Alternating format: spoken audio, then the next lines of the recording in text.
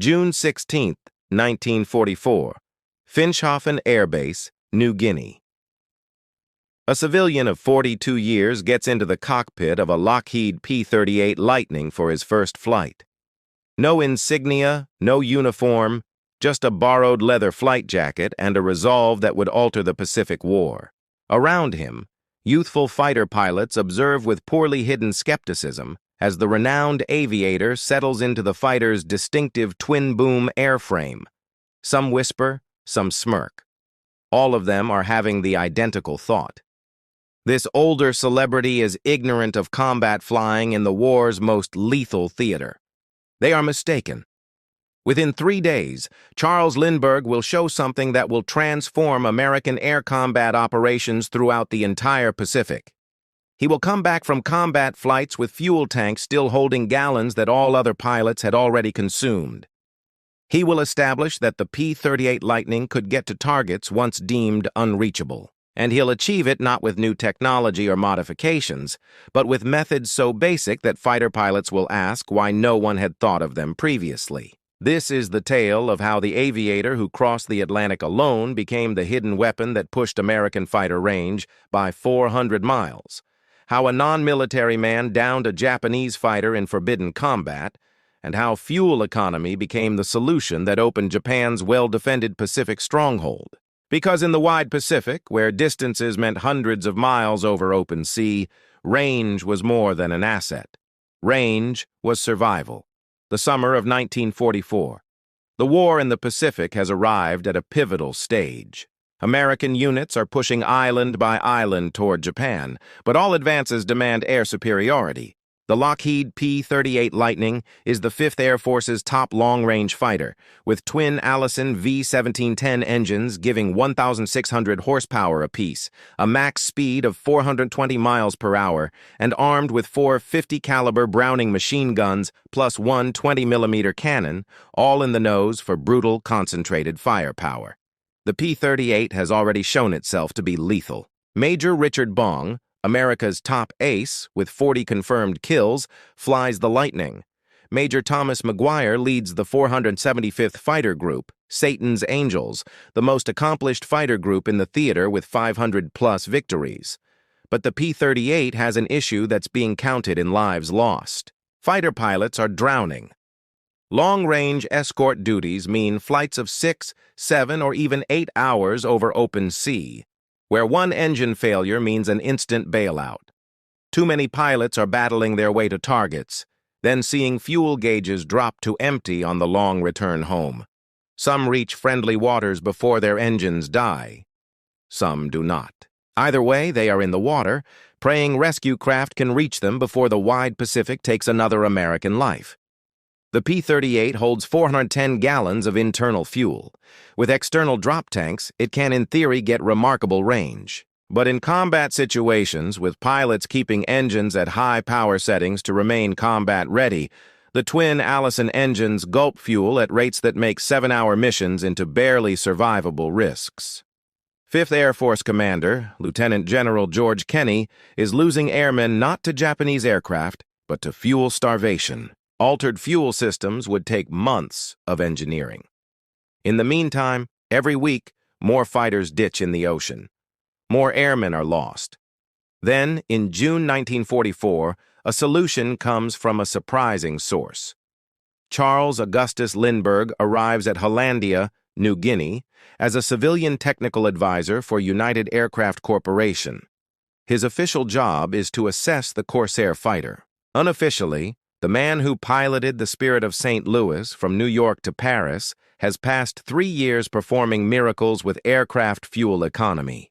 Now, with Navy approval, though pointedly not the War Department's, due to President Roosevelt's lingering hostility over Lindbergh's pre-war isolationism, he's arrived in the Pacific to assist. What Lindbergh finds at Hollandia changes it all. Observing P-38 pilots readying for missions, Lindbergh sees immediately what is wrong.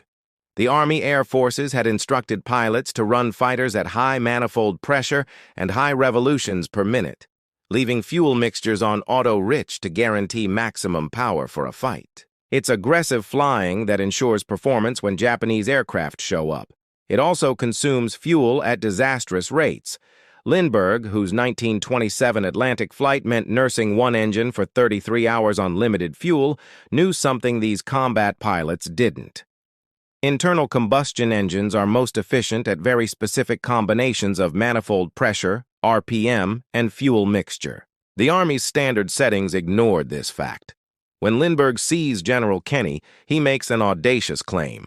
He can increase the P-38's combat radius by 400 miles with zero modifications, only different operating settings. Kenny, desperate for answers, authorizes Lindbergh to work with the 475th Fighter Group. On June 16th, Lindbergh gets to the 475th's base.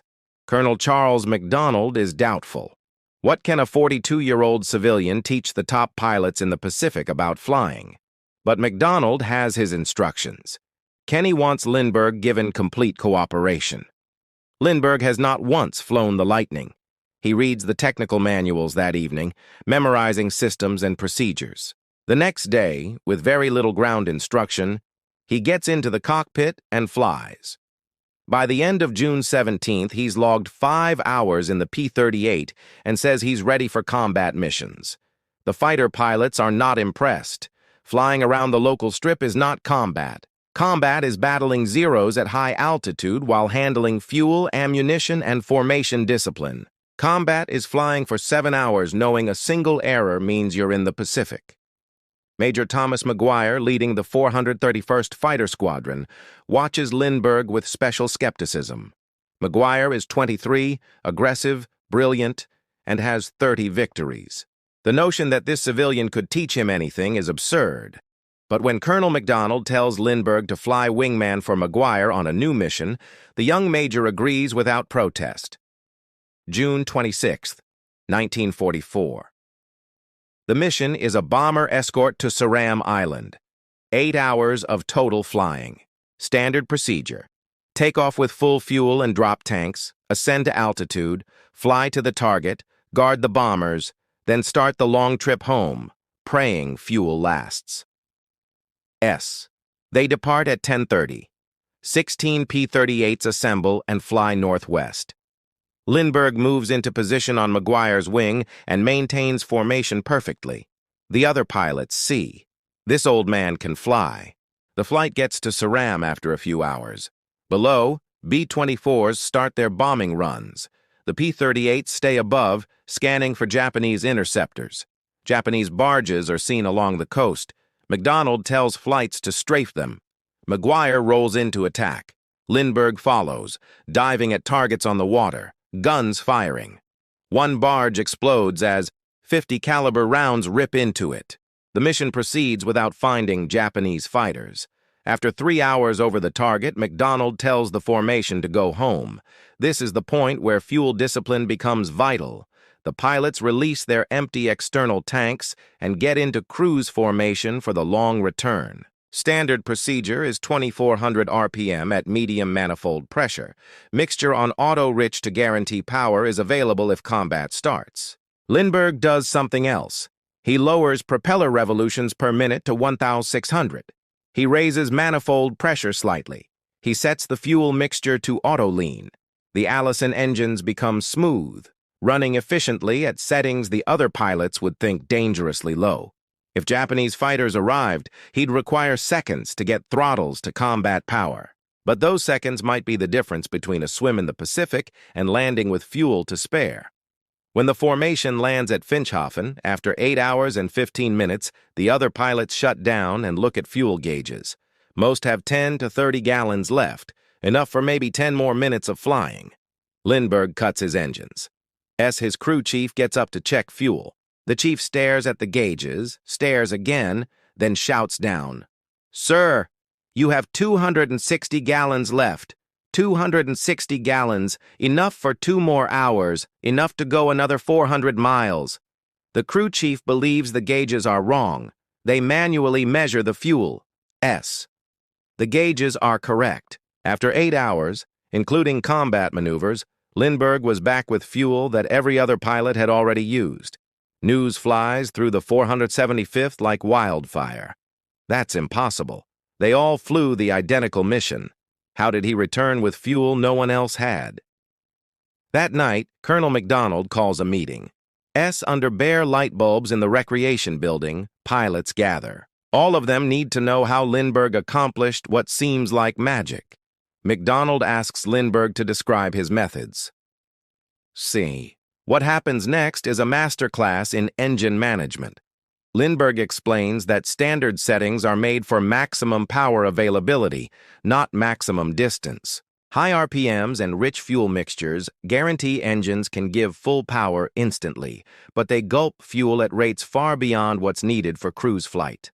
He describes how higher manifold pressure at lower RPM can give the same thrust while using far less fuel.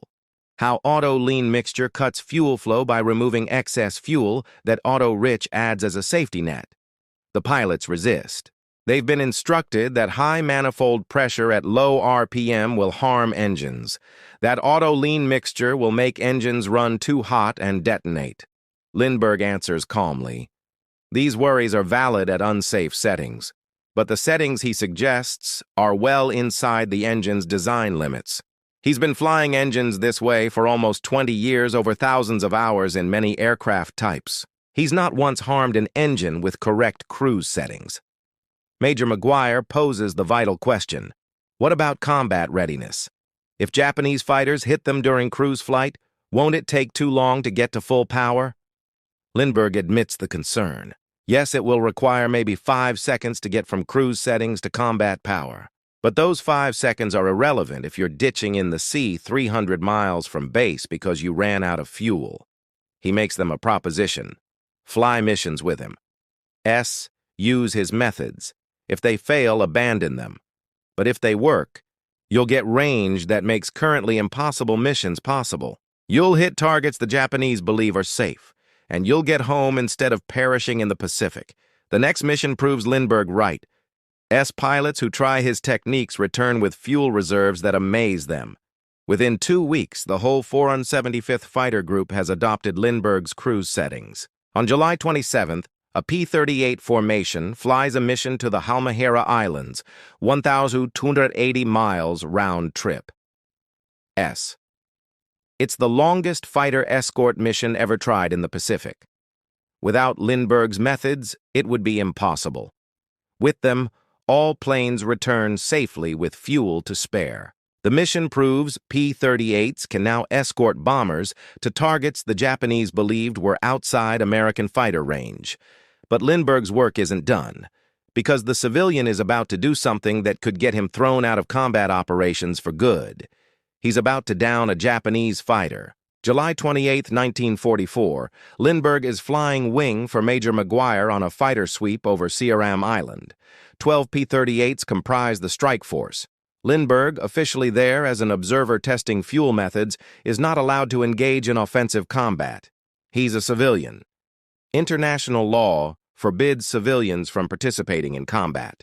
If captured after downing enemy aircraft, the Japanese could legally execute him as an illegal combatant. General Kenny has made this clear.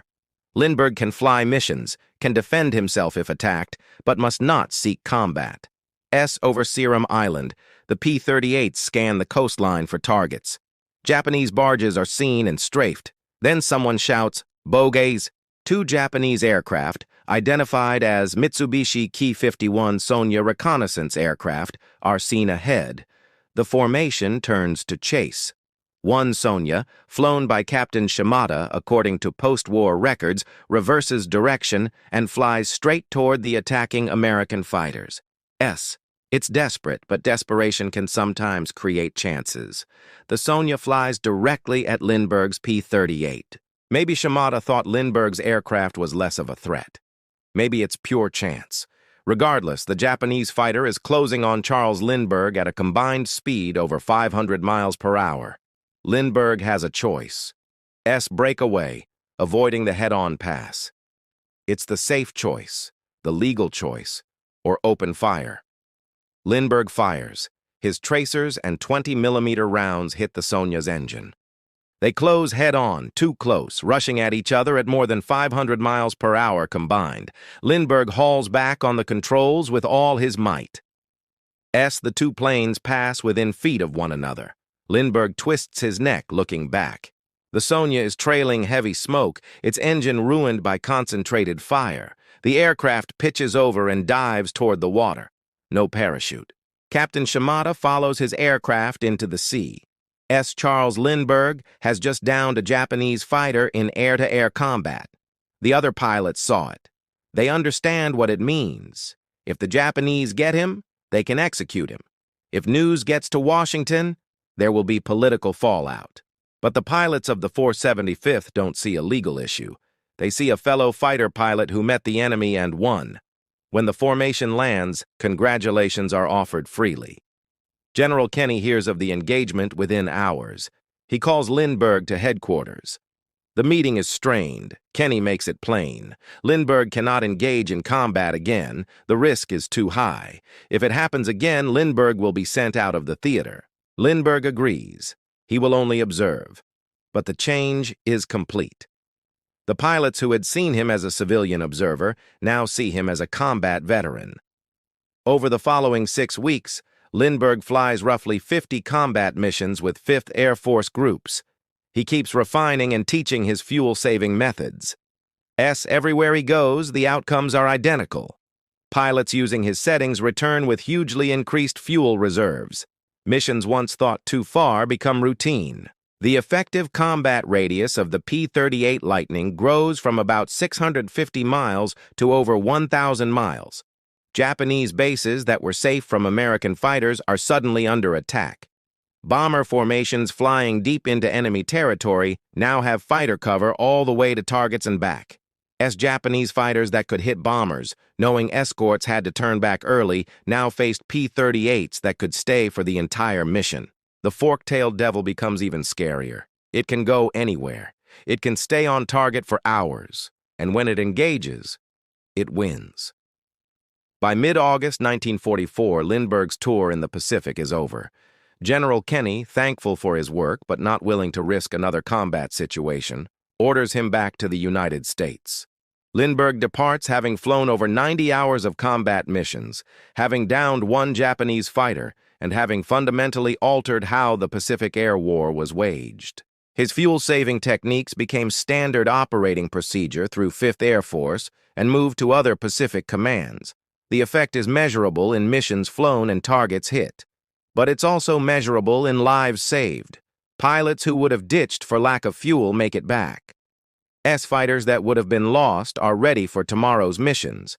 Major Richard Bong keeps flying P-38s using Lindbergh's methods, hitting 40 confirmed victories before rotating home. Major Thomas McGuire, who first viewed Lindbergh with doubt, becomes his friend and uses his methods completely. Tragically, McGuire does not survive the war. On January 7, 1945, while trying to save a wingman from Japanese planes, his P-38 stalls and crashes. With 38 confirmed kills, Thomas McGuire is awarded the Medal of Honor posthumously, becoming the second highest-scoring American ace ever. The 475th Fighter Group becomes the highest-scoring P-38 unit in World War II, with 552 confirmed aerial kills. Their success is founded on superior planes, amazing pilots, aggressive strategy, and the range increase that Lindbergh delivered. The story of Charles Lindbergh in the Pacific War is difficult due to his pre-war past, his isolationist views, his resistance to American entry into World War II. His controversial remarks created friction between him and the Roosevelt administration. President Roosevelt declined to reinstate Lindbergh's commission in the Army Air Corps, despite his vast aviation background. Lindbergh served as a civilian for the whole war, never getting official credit for his combat flights or his technical work. But the pilots of the 5th Air Force knew what he had done for them. The commanders who used his methods to plan missions once thought impossible new. The bomber crews, who got fighter cover deep into enemy territory because P-38s could now get to them, knew. And most importantly, The pilots who got home instead of ditching in the ocean because they had fuel reserves Lindbergh's methods gave them. They knew. Lindbergh's realization was simple, but profound. Higher manifold pressure at lower revolutions per minute gives the same thrust while using less fuel. Auto-lean mixture removes excess fuel that isn't being burned. The slower-turning propeller cuts drag. The result is the same performance with greatly reduced fuel use. Standard cruise settings used about 90 to 100 gallons per hour for both engines. Lindbergh's settings lowered consumption to about 60 to 70 gallons per hour. Over an 8-hour mission, that meant savings of 160 to 240 gallons, the difference between landing with a reserve or ditching in the sea. After getting back to the United States, Lindbergh continued aviation technical work. He served as a consultant to the Navy, helping create tactics for carrier operations. After the war, his commission was given back by President Eisenhower, and he became a brigadier general in the Air Force Reserve. He lived until 1974, passing at age 72 at his home in Hawaii. The P-38 Lightning kept serving until the war ended. In the Pacific Theater alone, P-38s were credited with over 1,800 Japanese aircraft downed in aerial combat. Both of America's top two aces flew Lightnings. The aircraft's unique design and clustered armament made it instantly known and widely feared by Japanese pilots. General George Kenney, 5th Air Force commander who brought Lindbergh to the theater, later wrote of his contribution. Lindbergh taught my pilots things about fuel economy that the makers and training command had never shown them. He showed them how to get 50% more range from their fighters without any changes. That's not a small achievement. That's a strategic game changer given by one man working with current equipment and basic physics. The greatest weapons of World War II aren't always seen. Sometimes they're simple realizations applied consistently. Sometimes they're knowledge shared openly instead of kept secret. Sometimes they're techniques that need no new equipment, just new thinking. Charles Lindbergh's contribution was increasing the range of the P-38 Lightning by showing pilots how to run their engines efficiently. It doesn't sound exciting, but it altered what American fighters could do and where they could go. It made previously impossible missions normal. It brought pilots home who would have otherwise been lost, and it showed that sometimes the key to winning isn't building bigger weapons, it's using existing weapons more wisely. The summer of 1944, Finschhauen Air Base. A 42-year-old civilian gets out of a P-38 Lightning after his last combat mission. Around him, young fighter pilots clasp his hand, thank him for the methods that will get them home safely tomorrow and the next day, and every day until the war is over. Charles Lindbergh walks away from the flight line, knowing he's accomplished what he came for. He's increased American fighter range by 400 miles. He's taught fuel economy to pilots who thought they knew all about flying. He's helped shorten the war. And he's shown again what he showed 17 years before over the Atlantic. That range is a weapon. That efficiency is strategy. And that sometimes the difference between winning and losing is knowing how to make your fuel last just a little bit longer. Thanks for watching. If you'd like to hear more stories like this, don't forget to subscribe. There's plenty more where this came from. See you in the next one.